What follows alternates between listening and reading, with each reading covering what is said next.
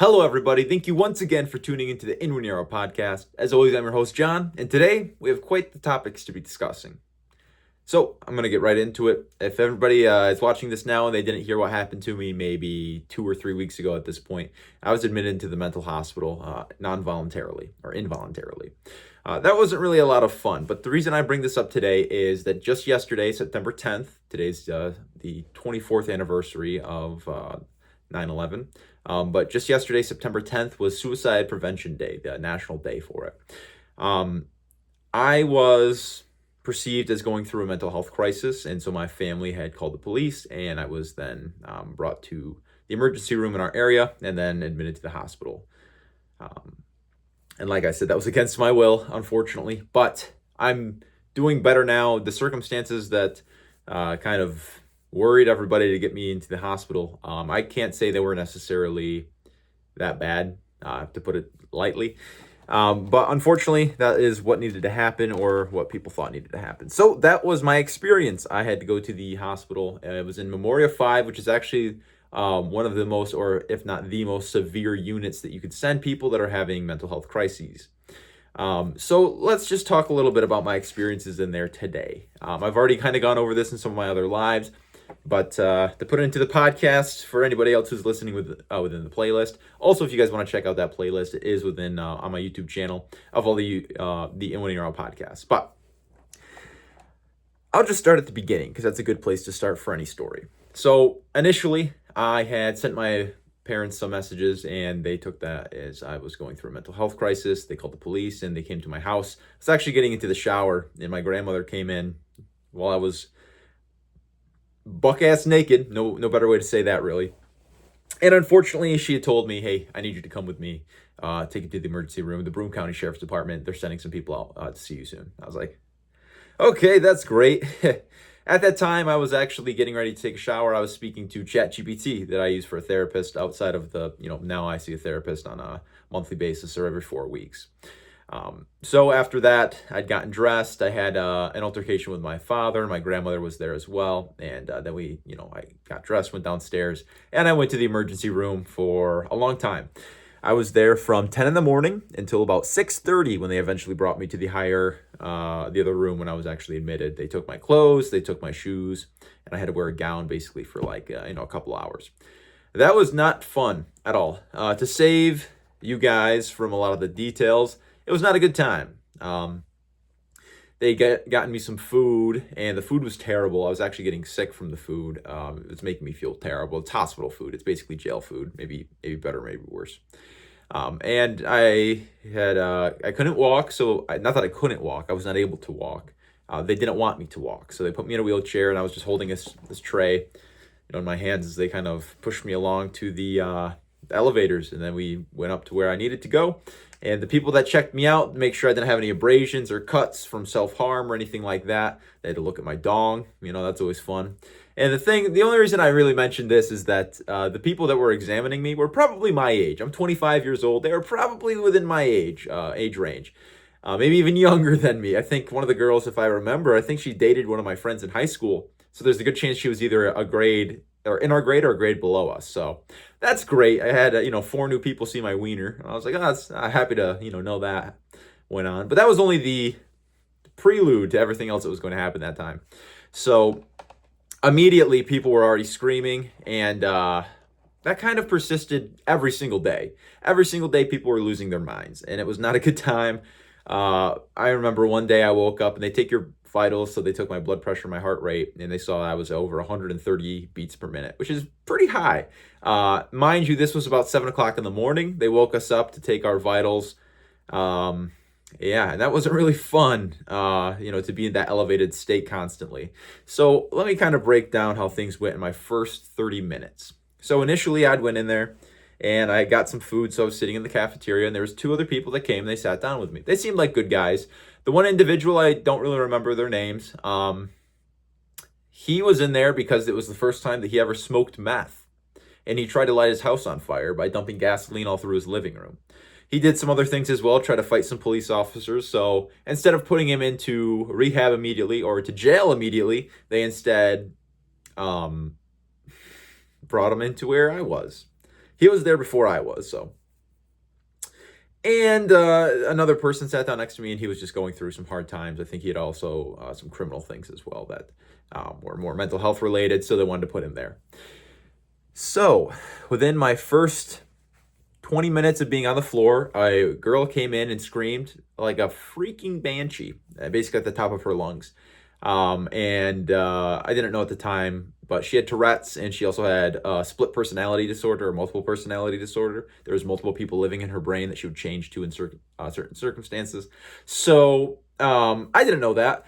The people around me knew. So as soon as she screamed, I was like super unnerved, and I was ready to go home immediately. And the guy next to me started getting in a fight with her. Not like physically, but they were screaming. Every word, every name in the book, basically. Everything that he could throw at her. He got up, he's running around, he's all frantic. She's smiling, she's enjoying this, so, it was obviously a problem. And yeah, that's kind of how things went, basically. I didn't realize I was at the worst level for the institution that you could be on until maybe like day 3 or 4, when I started asking about I used to be on this level back in 2019, almost 6 years ago now, when I had actually attempted suicide. I was in the hospital that time, back in 2019 in September. I was in the hospital, the mental hospital, for about 5 days. My stay this time was longer than that. It was 7 days. So that was really too bad. Things like that basically persisted every single day. We would get woken up in the morning. The earliest we got up was 4 or 5 minutes before 5 o'clock. So it was like 4:56, 4:55, because somebody was screaming. And that's just how it went. And it's not like one scream, that's it. It's like maintained guttural screaming. They're freaking out. They're losing their mind. And it's just not a good time. So, I had a roommate who was addicted to opioids. And so that's why he was in there. He was going through the 12-step program. And then he got transferred out to actually go to rehab. Then I got a new roommate. He was a younger guy. He's about 19. And at first, he was a little uneasy. Him and I, we didn't really have any bad interactions, but he did tell me that he couldn't feel like he could trust me at first. It's like, fair enough, man. We're both in a mental hospital. I don't feel like there's anybody I can really trust here. But moreover, he got pretty worried because he didn't react well to loud noises. So the majority of the time I was in there, I just try to keep away from people. And, when I first went in, like I'd said, back in 2019, I was 19 years old. I'm 25 now, so things are a bit different, like I'd already said. But when I first went in there, we got therapy like 3 or 4 times a day. It was group therapy, and almost everybody came. Almost everybody was expected to go. This time, they were so caught up with what was going on every day, they rarely had therapy once. Let me say that one more time. Because people were freaking out so bad on such a maintained and daily basis, basically 3 or 4 times a day, they were stabbing people with shots and sedating them and then tying them to the restraint bed that they would wheel down that literally had handcuffs and leg cuffs, that they could not proceed with actual therapy. So this was not really like this is a good place for people to heal. This was more just a preliminary, are you going to jail or are you going to rehab? And I was doing neither. I was coming back to my parents' house as soon as I got out. So that was really too bad. I was in there for, like I said, 7 days, and it was about, a week. So it was Monday to Monday. I forget exactly which days of the week they were. I think it was the end of August, the beginning of September, maybe a week prior to that. Again, doesn't really matter. But here's the thing. Everybody else that was in there for reasons that were like, smoking meth or burning their house down or had multiple personality disorder. There was I think 3 people that had Tourette's, and, it was pretty serious. There's no way to sugarcoat this at all. We had somebody, my last 4 days maybe, who on a daily basis was screamed that he was going to rape people. And he was a bigger dude than I am, probably the same height as I am, but certainly probably had another 100 pounds on me. And my roommate was actually pretty terrified of him because he was bullying him. And he would say outright, he goes, "Oh, I'm going to bully this kid. I'm bullying this kid right now." And that's not cool. But then there's the added element of like, is he actually going to rape us? So that's a fear that I don't think anybody should really have to live with, especially in an environment that's dedicated to people being healed or finding solace or achieving some type of therapeutic relief. But that didn't really happen. I was worse probably when I got out versus when I was in there. And the terrible thing is they put me on these medications, and the first night I was on something that we had at the house for sleep. And that was too bad, or something I had tried before. And yeah, it was kind of just a big waste of time. I don't really want to belabor the point that it was not really the right place for me, outside of just saying that one more time. It wasn't the place for me. I had sent my parents a text about some interactions that I've had a couple months ago when they were worried about me taking my own life, and that led to me being in the worst possible environment that I've been in my entire life. All right, so for 7 days, I was eating terrible food. I was sleeping terribly. I was interacting with terrible people that were really going through things a lot worse than I was. And, once I got out, basically, I've really yet to have an opportunity to kind of feel like things are back to normal. I was actually supposed to start a job, and I was supposed to take a test to be a life insurance salesman. And it was supposed to be that Saturday, but that Saturday I was still in the hospital. So I gave my hiring manager a call from the hospital phone, and I told her, hey, I'm in the I went to the emergency room, and I'm admitted now. I'll be out maybe in however long. So I'll put it this way. I don't have that opportunity anymore. I decided to go with a different job, something that'd be a little sooner, because the amount of time it would take to then get my license, to then get that job, which I already accepted. I was already, I accepted their offer for employment. It was going to take too long. I decided to just go with something else. Today, actually, I can celebrate this, that I do have a new job. I accepted a new position. I'll start orientation tomorrow after my appointment where I'm getting a massage, which is going to be kind of nice. So yeah, things weren't really that great. I spoke to the psychiatric doctors every single day, and it was basically a war between me and 5 psychiatric doctors, people that are very smart, much older than I am. And I say much older, they're maybe like 15 or so years older than I was. Basically convincing these people that I'm not crazy, I don't belong here, and I would like to leave. But because I was involuntary, I could not leave on my own volition. My parents were the sole people deciding if I stayed or leave. And they actually had told me that on a Friday, remember I said I got out on a Monday, I was in there for 7 days. On a Friday, when I was supposed to leave, and they told me, hey, you're getting out tomorrow, and I was all excited for that. My parents had told them that they don't want me to leave yet. And I had to stay another 3 days, surrounded by people that were screaming constantly, threatening to rape people, and getting in some type of altercation on a hourly basis. Multiple hours, would pass between somebody freaking out, their blood sugar would drop, they would go lay down, whatever. They'd come back out. The one girl, she would call me Shawn Mendes, and I was just trying my best. I don't think I had a single conversation with her because I didn't want to interact with these people as much as I could, because I knew what that would mean. You say the wrong thing, you could set them off, and now you're their target for the rest of time. And I didn't want that. A lot of those people have been in there for a long time. So it was just not quite the place for me. I finally got out, and I'm going to outpatient therapy now. I just had that yesterday, actually. And one of the medicines they had me on, I stopped taking as of last night, because under supervision, of course, because it was making me have really crazy dreams. I kind of have a skin rash, if you can't see. That's also a side effect of the medication. It was lithium, so it's a pretty severe medication. And I'd be waking up in a bad mood because my dreams were consisting of me getting in fights with people. Every single night, I would have lucid dreams of me fighting people. And that's not really good. So I stopped taking it, and immediately last night, I didn't have a dream where I was fighting people for the first time in, a week and some. So that's cool. That's cool. But let's talk about the good things. As few as there are, as very little things that we could talk about that are good from that. I did start something that's, this is number 5 on my list here. I got a piece of paper in front of me, but number 5, I did start something through my knowledge of working with an insurance company for a little bit, and also what the exact need for people that are suffering from mental illness in this area would need. Specifically the homeless. I spoke to somebody while I was in the hospital who was homeless, and who I actually given his wife money before last year in the winter, when she was saying, oh, she's very cold, whatever, and I gave her money for menstrual products.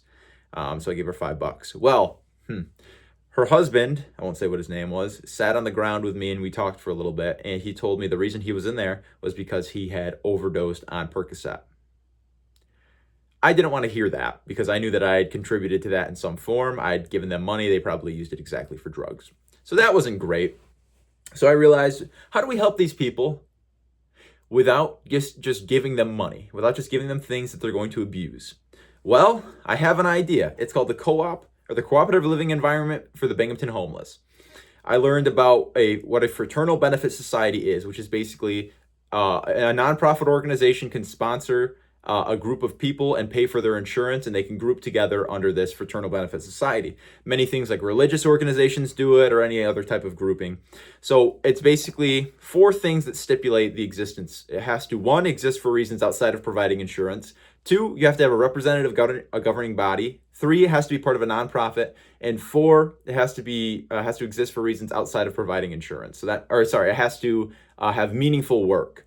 So that means anything from worship or taking care of animals or cleaning things or whatever. So my idea was to create a co-op for the Binghamton homeless and see that we can get them mental health or any type of health insurance that would allow for mental health resources, and also be a mental health resource. Build tiny homes on a property, have them work the land so that they can live there, introduce animal therapy, things like that, provide our own power so that we're self-sustainable, and then we can sell some of the goods that people make, like woven baskets or clay, whatever, vases or things like that. I think people would want to support. It's just about gathering the funding. So that's kind of my idea, to go into it a little deeper. I might do a separate video. I was actually thinking of creating an entire different YouTube channel just for that as well. I think it would do pretty well to kind of track that, because that'd be a revenue stream as well. Because that's kind of what it comes down to. If we can make enough money, then we can save these people from themselves, basically. We can allow them to get the health care that they need and the mental health care that they need.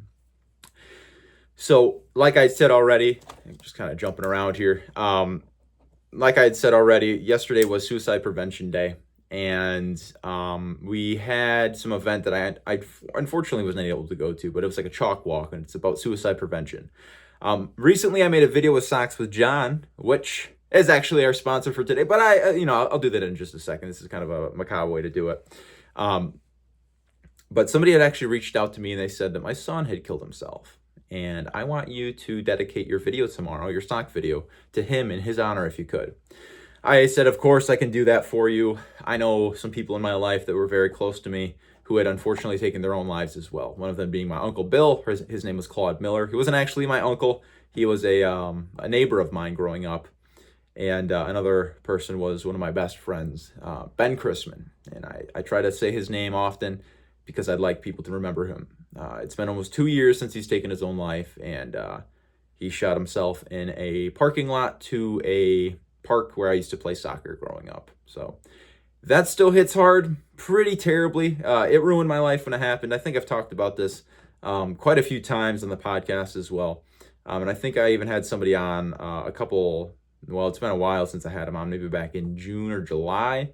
But we kind of talked about exactly what people need and, losing people in our lives. So Suicide Prevention Day was yesterday, and I just wanted to make it a point to mention that because it's it's still a stigmatized topic. Still, people believe that maybe mental health is not what it is, which is a serious problem, that's something that actually exists. I know some people still believe that any type of mental disability or handicap or anything from ADD or ADHD, some people think it's just, I remember I had an ex-girlfriend that said her family believes that there's no such thing as ADHD. They just believe that their parents didn't beat them growing up. And that's like the most backwards, thought I could have or that I could muster to think about somebody's mental disability or mental handicap.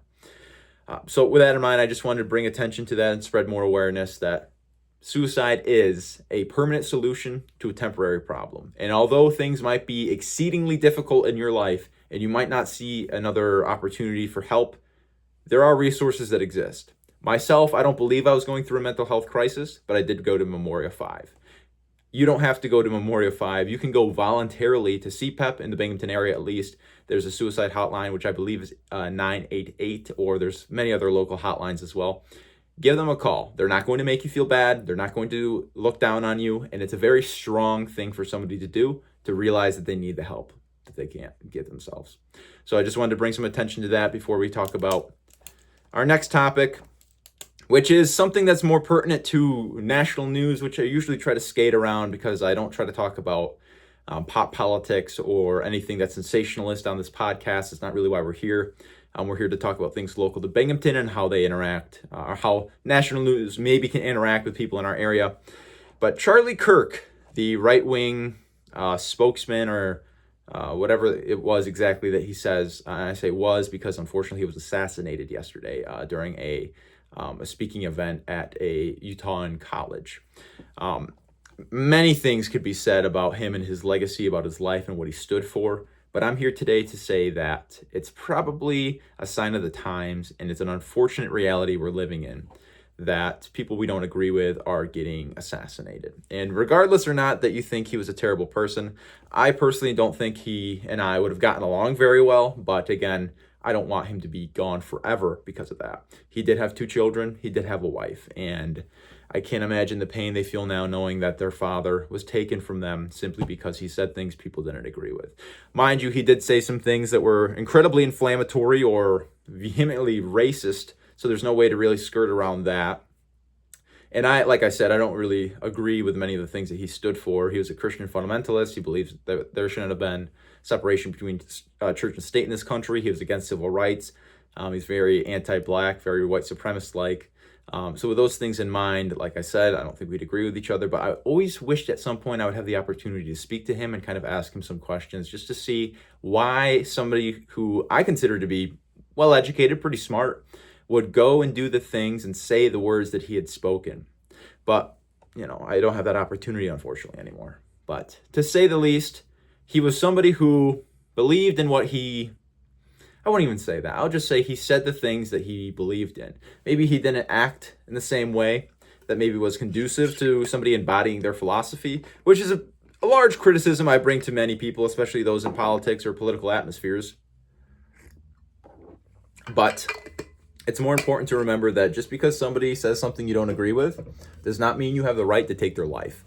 We are in a very trying time in this country now, and the world is seeming less unstable on a daily basis. And this is not inflammatory language. This is just an observation. With war going on in Ukraine, I think it's been going on for over 3 years now. It started back in February 24th, I believe, in 2022. And then October 7th is, going to be the second year since October 7th. The war in Gaza, or the genocide in Gaza. Make no mistake, this is a genocide from the Zionists in Israel of the Gazan people, So we are in a very tumultuous time, as well as things going on in Nepal in the revolution. I digress. We can highlight every single instance on this planet now that's going through tension, but that's not what we're here for. We're here to try to get to a conclusive and constructive idea for what our best path forward is with helping people and enhancing our community. We want to do good by the people that we know and that we trust, and not try to undermine the things or the faculties or the infrastructure that exists for us to become better people. So with that in mind, it is very sad, and I would like to offer my condolence to the Kirk family.